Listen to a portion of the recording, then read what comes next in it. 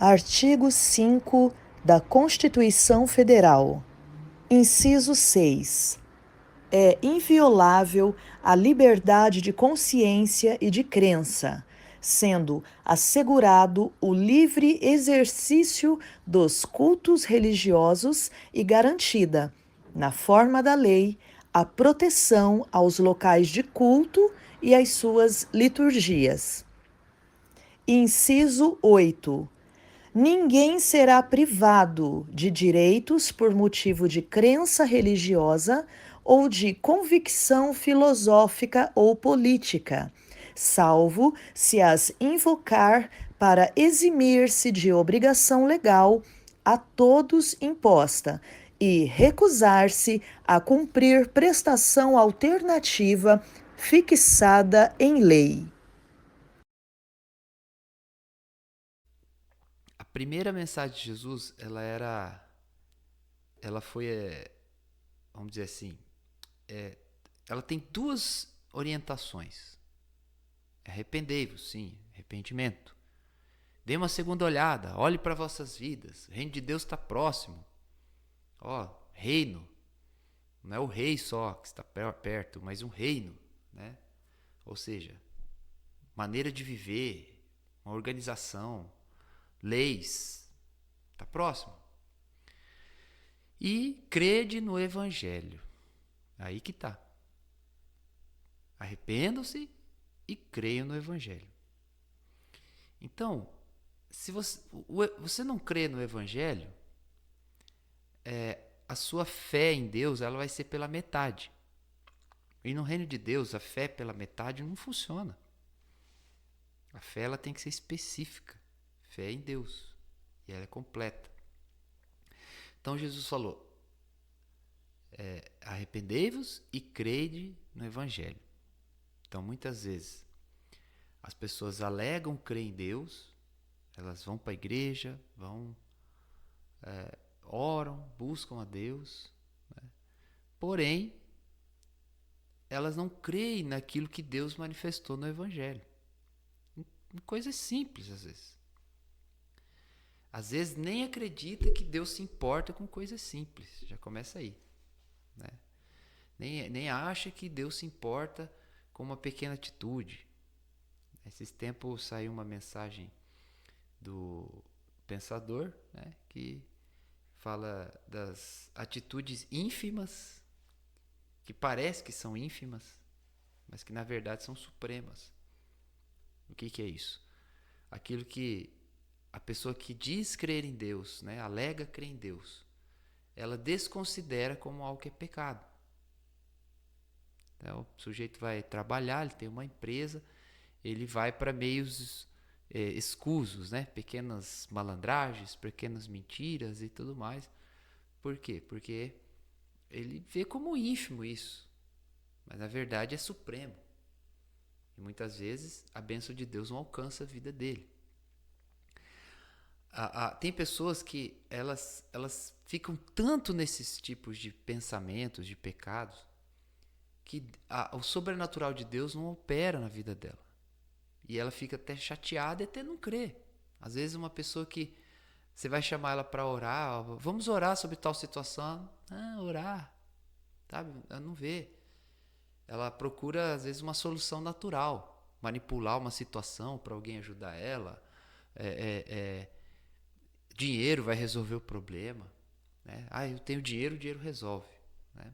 Pode ser assim. O Evangelho propõe você depender de Deus, você andar com o Senhor, ter comunhão, permitir que Deus faça pela sua vida nas pequenas coisas. Mas os pequenos pecados, aquilo que a gente não considera como sério, às vezes. Igual, por exemplo, tinha uma lei do Velho Testamento, você tem que entender uma coisa. Goste e aprenda a ler e estudar o Velho Testamento. Tá, gente? Claro, olhando para Jesus. Leia o Velho Testamento olhando para Jesus. Você sempre vai encontrar Cristo, o sistema de Cristo no Velho Testamento. Se você tiver com o teu espírito ligado, você vai encontrar. Então, quando você for pede o Espírito Santo, vou ler aqui o Velho Testamento. Me ajude a ver Cristo. Me ajuda a ver o sistema de Cristo no Velho Testamento, tá? O que foi abolido da era, né, do Velho Testamento para a era da graça são os rituais, a maneira de sacrificar. Então, sacrificavam os animais, né, como oferta de pecado, as ofertas, os objetos das ofertas, né, oferta de bebida, oferta de azeite, oferta de manjares e tal. Esses instrumentos, esses objetos foram abolidos, mas o porquê deles foi revelado. E as leis morais também permaneceram, né? Por exemplo, Efésios 6, Paulo fala assim: honra teu pai e tua mãe. Primeiro mandamento com promessa. Ué, mas se fosse abolida a lei, ele não ia falar desse mandamento? Oxe, o que aconteceu com Paulo? Então, o que Paulo quis dizer? Que o princípio moral permaneceu. Só a forma que você vai guardar esse princípio moral. Ele foi revelado e Deus vai te dar a força dele, a habilidade de Deus, o dom da graça para que você cumpra o mandamento. É a força de Deus. Amém? Então, quando fala lei dos mandamentos, significa que os mandamentos foram abolidos. A intenção de Deus permanece e agora é com a força de Deus. Tá? Então, o que foi abolido foram os rituais. Amém? Até os próprios rituais eles tinham eles tinham um propósito, né? Por exemplo, você tinha que levar um animalzinho de 1 ano de idade. Por que você tinha que levar o de 1 ano? Como que você sabia que ele tinha 1 ano? Porque ele era separado. Então ele era separado, você falava, esse aqui nasceu agora em maio, quando ele tiver maio do ano que vem, ele será oferecido ao Senhor. Então você imagina o cuidado que você tinha com ele, para que ele não machucasse, porque ele não podia ser levado machucado, para que ele tivesse uma boa alimentação, para que ele crescesse bonito, para que ele crescesse saudável, né? Então você tinha todo o cuidado. Isso era oferecido a Deus. Esse cuidado era oferecido a Deus. Então, o que havia nesse 1 ano de cuidado com esse animalzinho? Havia um apego. Você se apegava com o animal. Então, no momento que iria sacrificar, era sacrificado um animal que era bem cuidado, saudável, e você tinha um apego até mesmo, até emocional, né? Podia ter. E esse animalzinho, né? Você pega um pet aí, por exemplo, um cachorrinho, com 1 ano de idade. Se ele morrer, você fica muito triste, entendeu? Porque 1 ano, né? Brincando com você, te agradando, chegando em casa. Às vezes você chega em casa, o único que te cumprimenta é o cachorro. Né? Então, você se apega, né? Então o cara tem que, eu sempre falo, o cara tem que estar muito capetado para judiar de um animal, né?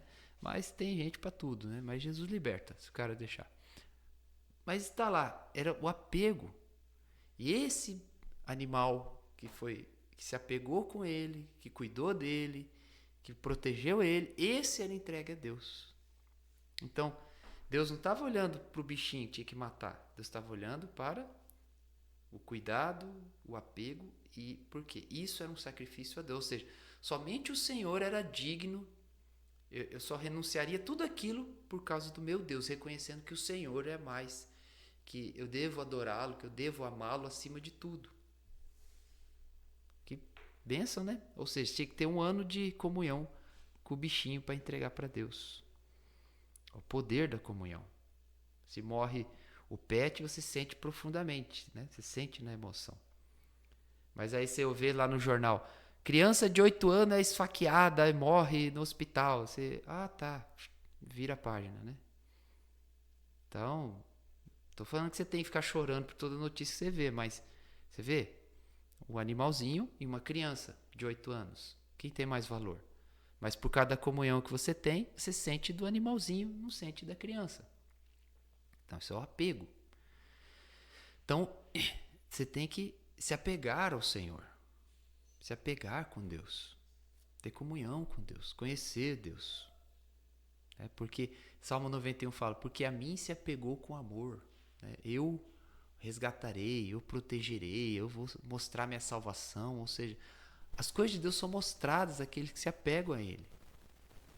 Então, por isso que uma pessoa que se apega ao Senhor, não ao sistema, né, da igreja ou coisa do tipo, mas ao Senhor e ao Evangelho, ela vai viver mais coisas de Deus também na vida dela, mais operações de Deus na vida dela, porque ela vai crer no Evangelho.